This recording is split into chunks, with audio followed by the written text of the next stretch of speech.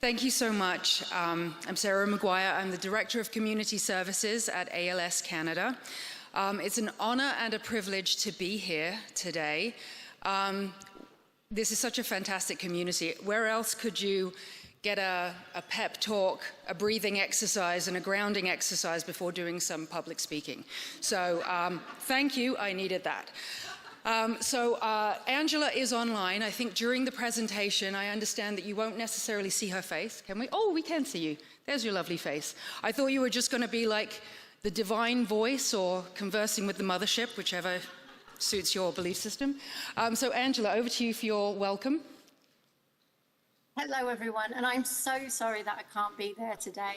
But I am in spirit, and I know you have the lovely Sarah there with you today. So hopefully between us, we can show in real time how working in different time zones is really a minor inconvenience. And when you have the will and the want to work together, it comes together. So my name is Angela, and I lead on the support development at MND Scotland. And if we could have the next slide, Sarah. Thank you. I wanted to give you some context for today's presentation. So last year I spoke to you in Switzerland about the findings from our What Matters to Me survey in Scotland that ran at the end of 2022. Now, the findings provided us with so much richness of information that we've been putting to use within our support offering, actually. And from the 368 responses that we had over 140 bereaved carers respond. And they were really very clear what they wanted and needed. And it was more timely support at one of the most difficult times of their lives, when they'd lost their loved ones. Support at and around the time of bereavement was much wanted and needed.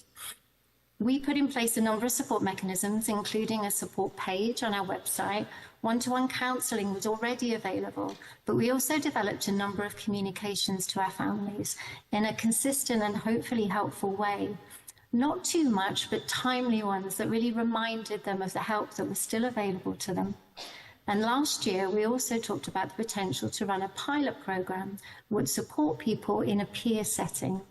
Now, this is where my conversations with Sarah began, when we started to explore how we could support each other to share the learning on the brilliant work that ALS Canada had already done in the grief space. Sarah was really receptive, and we decided that we would pilot their grief workshop that they had invested lots of time in developing. However, we needed their help to do this, and it was agreed that they would host our pilot programme, and the Scottish team would attend, co-host, record and shadow the sessions, having the opportunity to learn by experience. The team not only shadowed the sessions, but also the intake calls that form part of the process. And I'll let Sarah tell you more about that. So this is what the workshop looked like. It's a closed group. That means that no one can join partway through. It can disrupt the feelings of safety and trust that are building up as people are making themselves very vulnerable and sharing very heavy things. It was a weekly group. It ran for 7 weeks at 1.5 hours per session. We had 2 co-facilitators.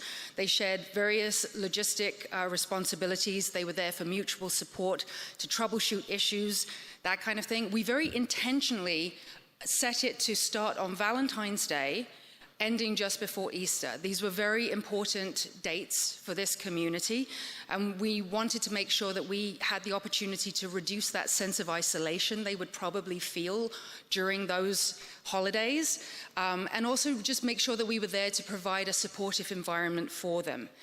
There were some homework and handouts to be completed, and it was really for people who felt stuck and needed some skills to move forward. And as you can see, the agenda basically explored different aspects of grief.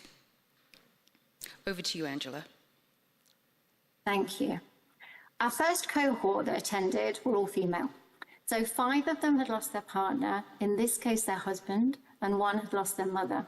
They varied, obviously, in their individual experiences, and their periods of bereavement ranged from 7 months post-bereavement to 4 years. Their age ranges were between 39 and 74. As I'd already mentioned, from MND Scotland, we had 2 members of staff, 1 a trained counsellor who shadowed all elements of the process, and also 1 staff member who supports and delivers our wellbeing services. And the workshop was hosted by Sarah and Joanna from ALS Canada. Back to you, Sarah. Thanks, Angela. Joanna, give us a wave. She's in the room. She's another person you can ask about this group. Thanks, Joanna. So the intake process is a very important part of this. It is a very short meeting. It's via Zoom, and the purpose of it is to really understand the needs of the person. And actually, I'm going to go back to something that Linda Levine said yesterday, because I felt so validated. A lot of people have questioned whether the intake process is necessary. And when Linda referenced that, you know, it's like clothes shopping. Not one suit is going to fit everyone. Well, that's the same for grief. Not every support is going to work for every single person's grief. Some people are looking for connection, community. They really feel cut off after they've lost their person. Some people need to redirect that caregiving energy that they have been really putting into their person who's no longer there. Other people feel stuck in their pain, as though they don't have hope. There's going to be no hope that they're going to get through this. And this workshop was really geared for the latter. Over to you, Angela. Are we going to show the video there, Sarah? Or was that? Oh, yes. Thank you. See, this is why I need my buddy system. Sorry, over to the gentleman for Bill's video. Sound on first thoughts that possibly that is not what I want or need. It might just not fit with what you're looking for. Well, I mightn't, I'll make this statement, I mightn't get as much out of it as I would hope to get, and what I definitely get out of the Marie Curie group. Now, does that make sense? Thank you. And what I need to explain about that is that basically it's not an elimination process. A lot of people think an intake process is really to, you know, weed people out who don't qualify, or someone has to prove their eligibility. It doesn't work like that. It's simply a guided conversation so that people can really self-reflect and self-assess and determine themselves, once they know more about the program, whether it's actually something that will meet their needs, or whether it's something that won't work for them, or, you know, even possibly be a negative experience for them. So that was Bill really coming to that conclusion for himself. There are specific questions that we explore during that process, but really it's more of a conversation. Okay, over to you, Angela. Thanks, Sarah. So we wanted to share with you some of the comments and some video from the group that says in their own words what it meant for them to be part of this group. Some described it as life-changing, but this particular comment stood out to us, and I'll just read it for you quickly. We just ended our 5th session, and I wanted to say thank you for all the time and energy you've put into this group. It has been very valuable to me, and I'm sure for others as well. I feel like I would get more out of additional weeks, and I am looking at the fact that we only have 2 more sessions. I wondered if we might be allowed to have a WhatsApp group with one another, since we have become close through our sharing, and we might continue to support each other through the ups and downs of this grief.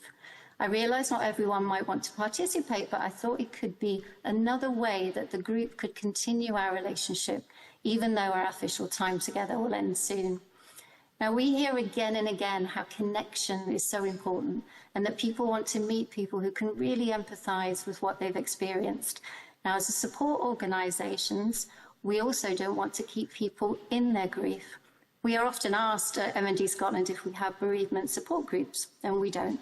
But what we do want to provide is the opportunity to gain support and have connections in a way that works for individuals.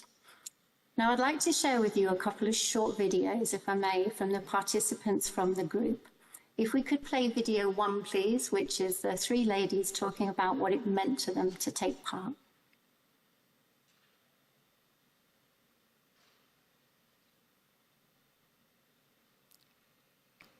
Do I press the... There we go.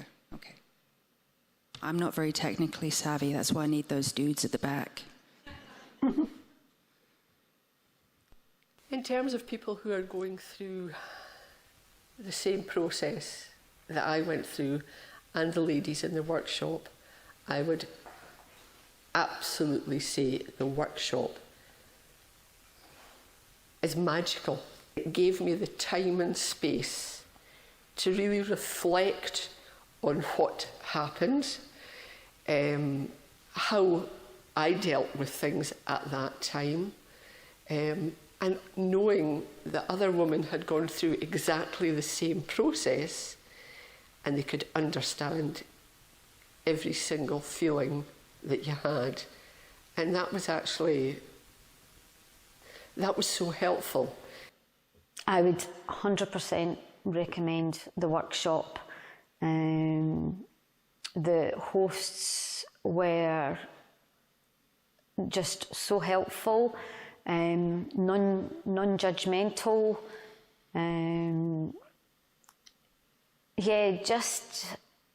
Just seemed to understand, gave you the time if you needed to, cry. There was no pressure.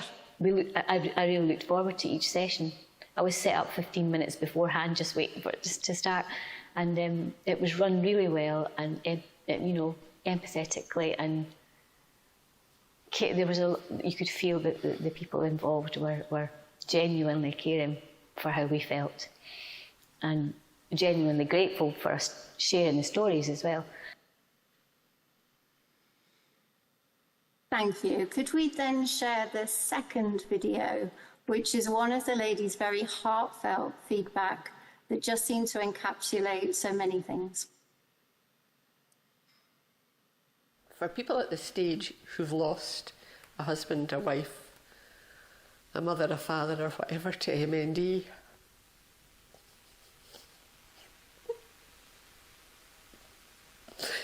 it's shit. But there is light at the end of a tunnel. It might be a long tunnel, but there are better days ahead, and you will work through what we've worked through. And I think what I would say is that whether it's workshops, whether it's people listening to you, don't think that it's going to stop tears, because it won't. But that's okay as well.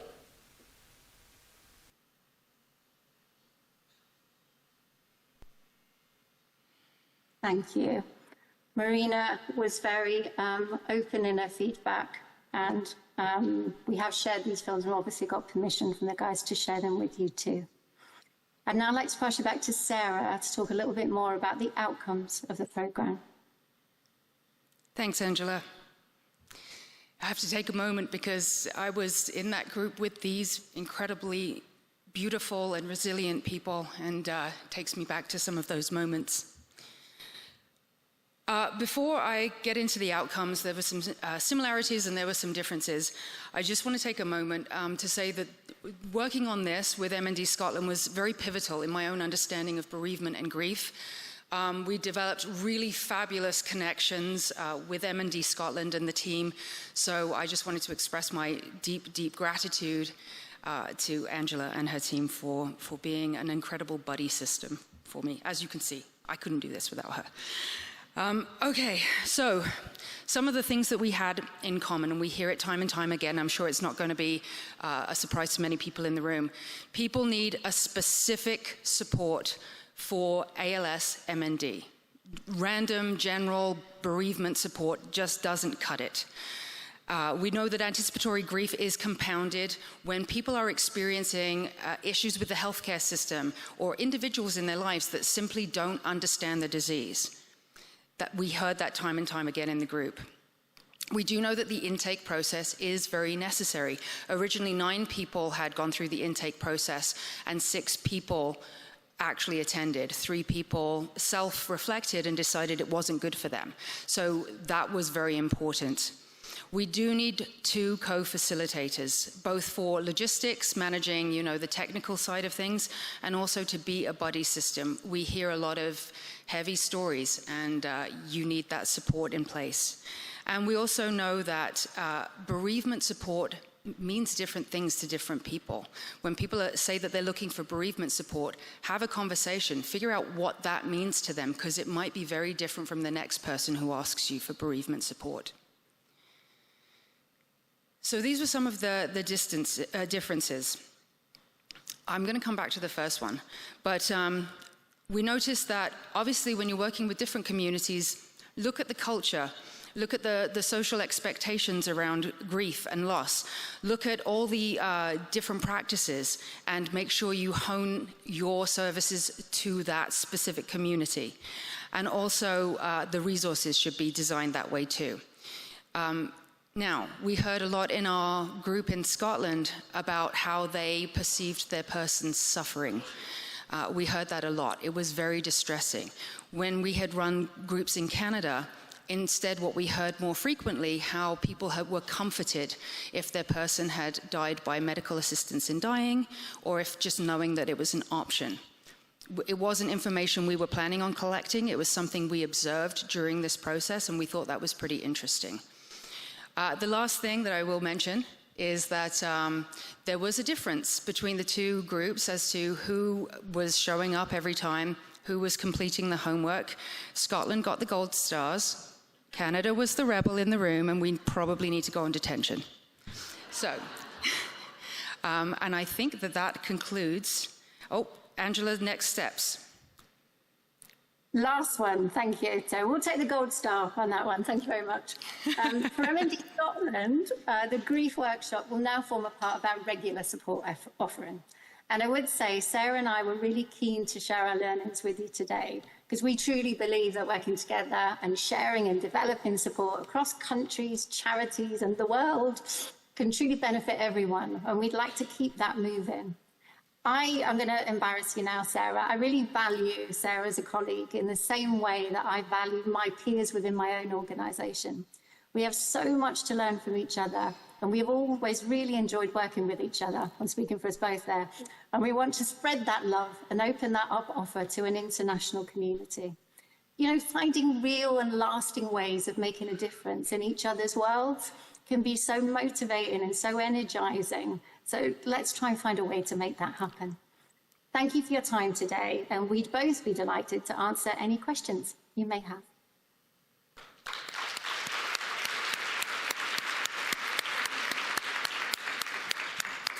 Well, I'd like to thank you both so much for that presentation. I think to be able to describe one workshop as both magical, non-judgmental, shows that you really very clearly created a very safe space for those people. And I think it reflected in your videos, which is extraordinary. One thing I might have missed before, because I was sort of eating a raisin at the time and I missed it. But how did you two meet in the first place? I love that question because it was here. We didn't necessarily meet directly, Angela and I, but we connected through colleagues because I attended San Diego and we spoke about our support group model, and we were about to start our bereavement work then. So this is the kind of powerful thing that happens at these meetings. Brilliant, thank you. Whoa. A question. We have a question here. Thank you so much for sharing. Can you talk briefly about what your programming was like for those 7 weeks, and if that's something you're willing to share? Sorry, a breakdown of the 7 weeks? Okay, so I'm not remembering it necessarily in order, but the first couple of weeks are about really introducing themselves, getting to know each other, creating those connections. And then throughout the weeks, then we'll talk more about, you know, any lingering feelings, any anger, any guilt, anything that it's not necessarily connected just with the death of that person. It could also be connected with feelings around things that didn't go well. It could be to do with the actual ceremonies and celebrations that happen around death.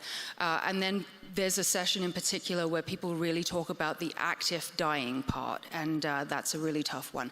And then we move on to moving forward, building hope, and creating a path through the grief. We have time for one very quick question. I have an online question from Sue Nelms in the UK. She says, what did you call the group? Death Cafe or bereavement workshop sound a bit glum? That's also a fantastic question, because we had gone back and forth in ALS Canada.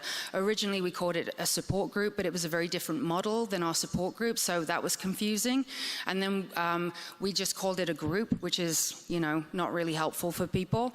And it was actually Scotland that called it a workshop. And I liked that because even though it may not appeal to people who are looking for something else, it really is what it sounds. There's work in that group. It's not just coming together, which is very important for other people, but there was actual homework and agendas to follow and tools to build and skills to build. So it was more relevant in this case, but not every bereavement support should be a workshop or called that. Lovely.